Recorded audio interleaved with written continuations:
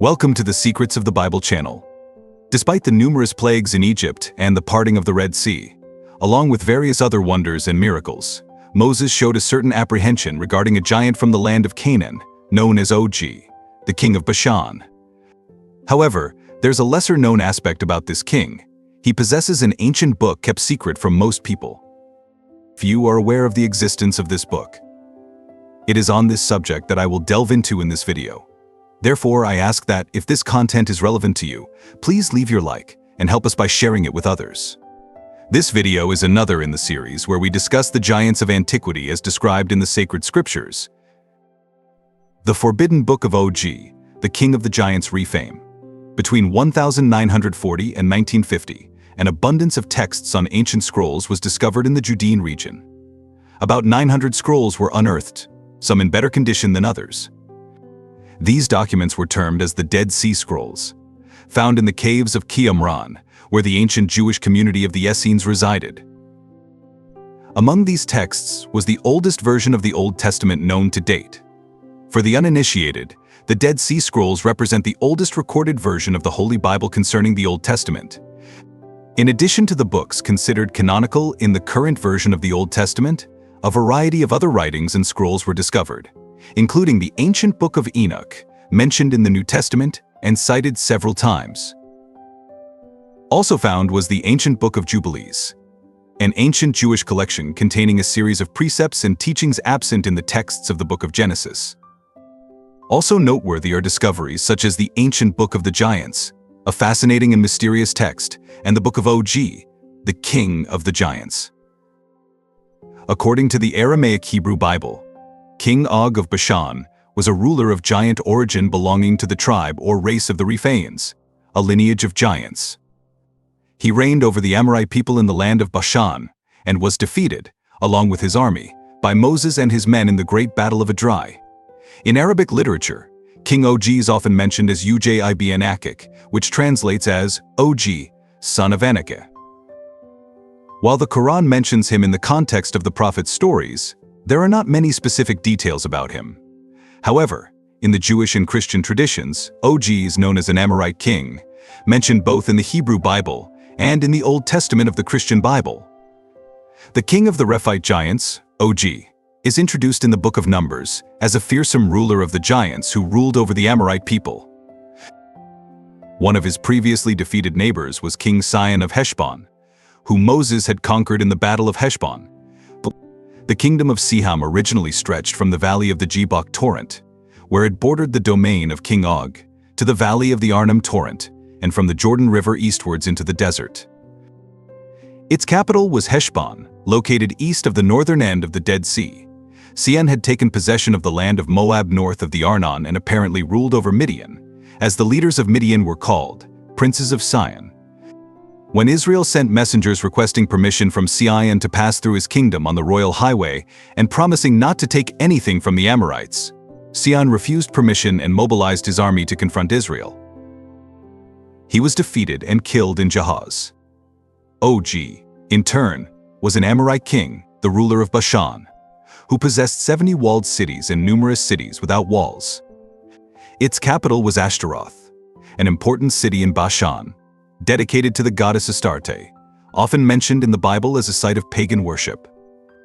Bain, known as the fertile plain without stones, is a place of biblical importance that first appears in Genesis 14 verse 5, where it is mentioned that Kedar-Laomer and his allies defeated the Hanes at Astro-Karna, where Og, the king of Bashan, reigned when Israel entered the Promised Land.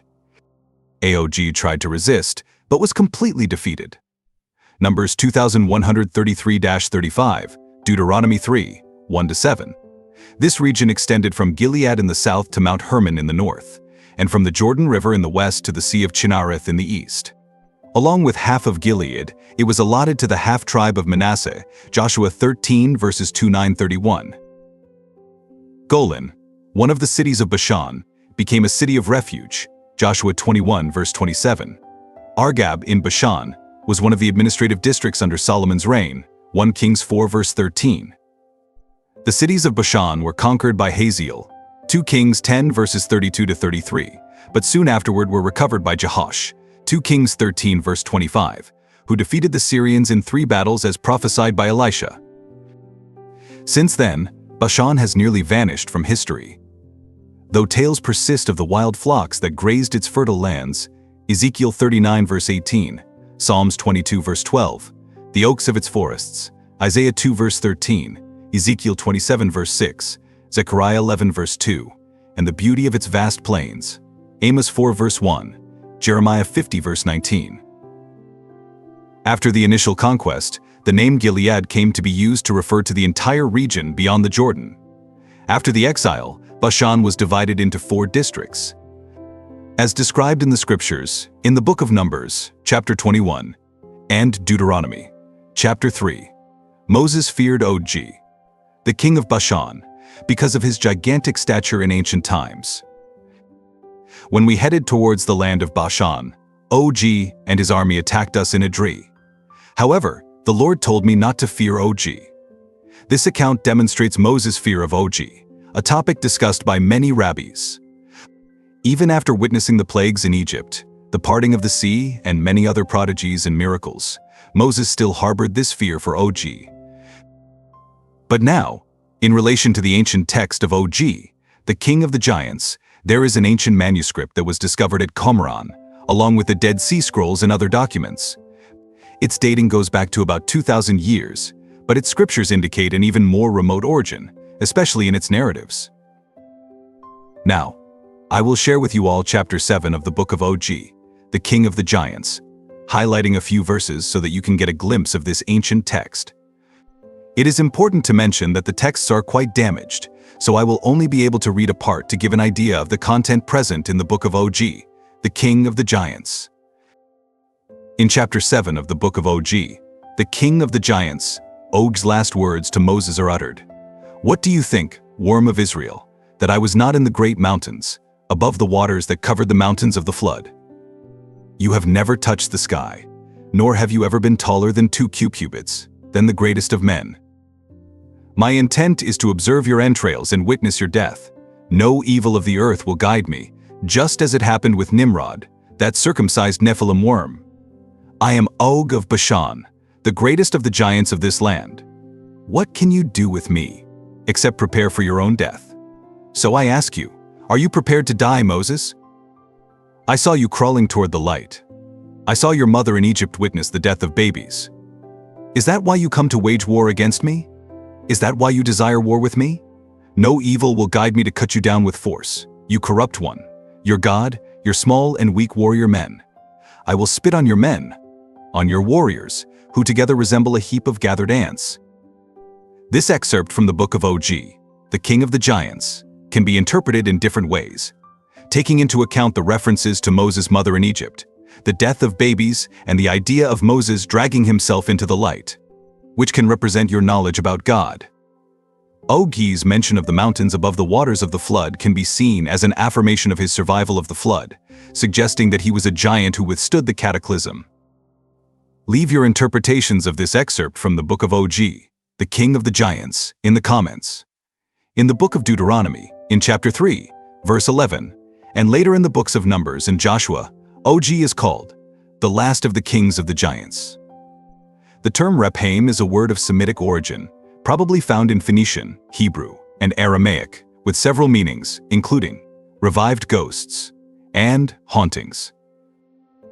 This term is used to describe one of the races of giants that inhabited the land of Canaan. Many question how it was possible to determine the exact height of Og, the king of the giants.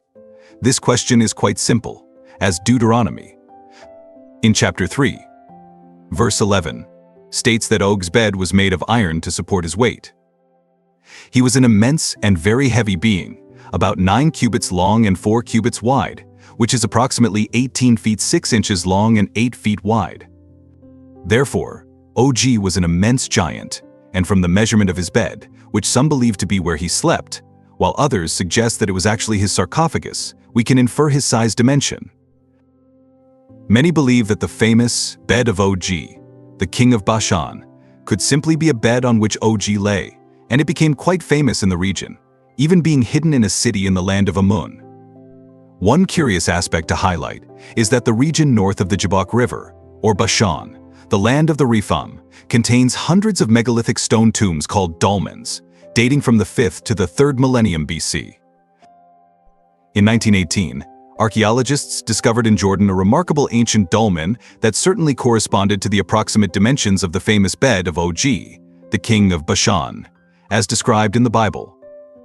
These ancient rock tombs are rarely seen west of the Jordan River, and the only other concentration of these megaliths can be found in the hills of Judah, near Hebron. Interestingly, the biblical text states that there was another race of giants in the land of Hebron, called the Anakim, which means sons of those who fell from the sky, a direct reference to Genesis, chapter 6, where it mentions the sons of God mingling with the daughters of men, producing the giants. The parents of the giants were the fallen angels. I hope everyone enjoyed this video about the book of Og, the king of Bashan, and some interesting facts related to it. Leave in the comments what you thought about Og's book. Would it be a forgery or not? Leave your opinions. Thank you for watching another video in our series about the giants of the scriptures. May God bless you, and see you soon.